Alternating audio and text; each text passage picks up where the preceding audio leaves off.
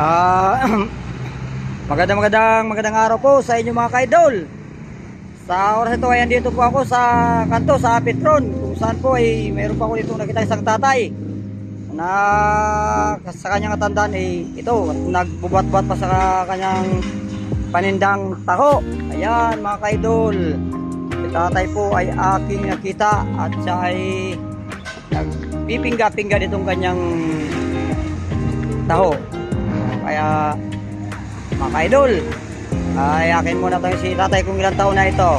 Tatay, ilang taon na po kayo? 81. 81. Sa edad mong 81 tatay, kayo nakakamanga-manga at kayo nakapagbubuhat pa ng taon na iyan. Sa araw-araw po nyo pang paninda yung tatay. Tama na po sa kanyang karating bigas. Ha? As tatay pala, ano pangalan ni tatay? Hel, sila dyan. Hel, sila dyan. Hel. Si tatay Hel ay 81 year old na po mga ka-idol. Pero hindi niya alintana ang init at ano ng panahon dahil siya ay nagtitinda ng kanyang taho. Siya po ay senior citizen. Napagtapa ko ni tatay ng kanyang ID. Sana po ay mga ka-idol ay yung siyang mapansin sa ang sulok mga ng dako ng mundo. Sana ay sumayin yung aking pagbati na sana ay masabubuti kayong mga kalagayan mga ka-idol at ligtas sa anumang makaramdaman at laging papalain ng pong may kapal. Sa araw po na ito ay akin ipagla sa inyo si Tatay Hil. Sa edad niyang 81 ay siya pa po ay nagtitinda ng kanyang taho. Taho po siya. Araw-araw niyo po pa tatay yan ikaw nagtitinda? Pagka dumal, ito. Minsan, abonado po ako. Ay sa tatay sa edad mo yan ilan po ang anak ninyo? Ay, alam ko, sa estado sa mga, may apo na rin yun. Nagsusuro lang ako sa tsaka partner ko. Ay, partner ko naman, nasa Mindoro, alaga ng tatay niya. Saan po kayo nakatira dito po tatay sa Jamie, sa area? Dati sa poblasyon wala ko, pero lumipat ako sa housing, sa Bulihan. Sa Bulihan po kayo ngayon nakatira.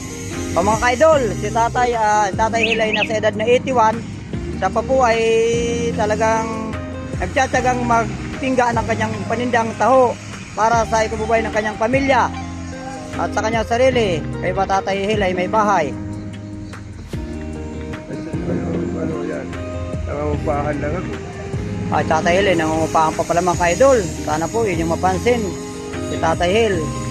At kung saan mang sulo kayo mga ka-idol ng mundo at mga subscriber dyan at mga TFC natin dyan at mga ano natin dyan sa ibang bansa, mga OFW, sana po ay makita nyo sa tatay Hil sa kalagayang ito, sa tandaan niyang ito ay siya pa rin ay lumalaban ng patas sa buhay ng parehas.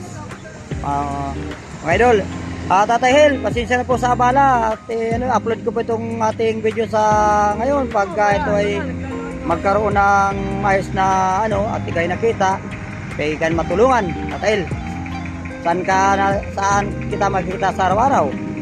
Sakali ako'y pinabalik sa iyo ng kung sino man mga tutulong sa iyo. Sa araw-araw, saan ka makikita dito?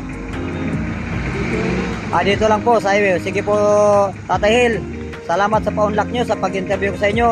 Mabuhay pa kayo Tatay Hil na sana mahaba pa ng panahon. Ano ba yun? Politiko ba yun? Opo, ako ay nagbablog ko Tatay Hil.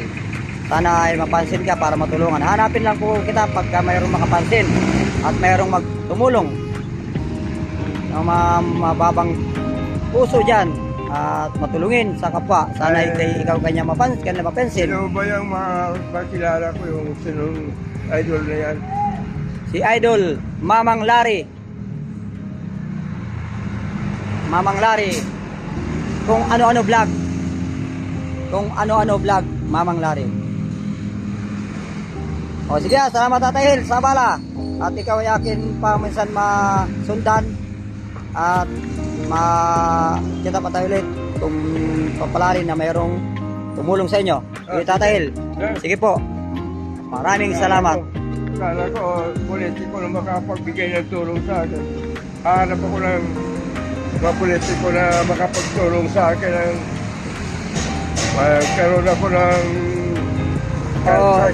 lang. Opo, sabihin niyo po yung hanaing nyo. Pag nakakita po nila ito ay maaari siguro kayo kanilang matulungan. O sige, Tatay. At ano, kaya susundan lang kita hanggang doon paglakad. Sige. Oh,